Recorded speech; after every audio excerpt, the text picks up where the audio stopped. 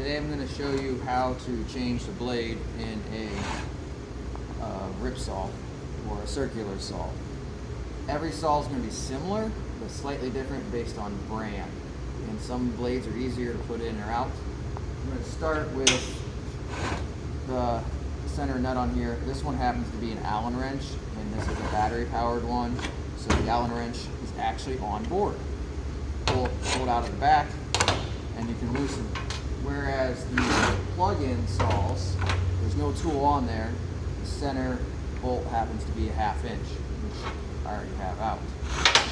Every single one of them, in order to change the blade, you have to stop the motor from turning. So all these spin. So if you try to put a wrench on here, the blade is just going to spin and won't come off. So what they've done is they've put a button that pushes a little bar down into the motor to stop it from turning. So this one happens to be here. So you push this button in, you still have to turn the motor until it locks. And there, that one just locked.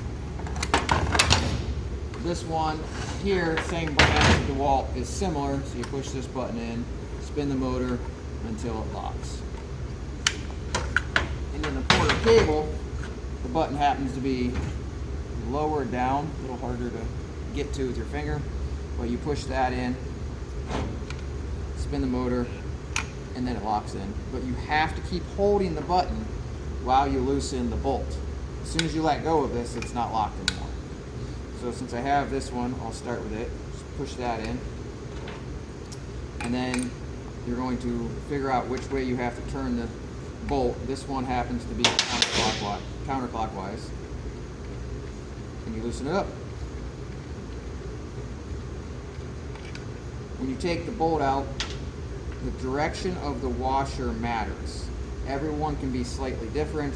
This one's flat on the bottom, curved on the top, but it is shaped that it can only go back on one way on here. So make sure you don't put it upside down, because the only thing that holds the blade is friction. The blade itself will now spin.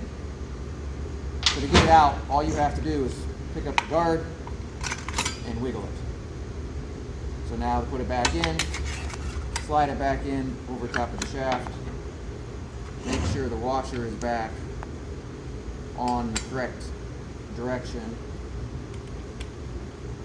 Put the bolt back in, and then in order to snug it up, you have to lock up the motor again.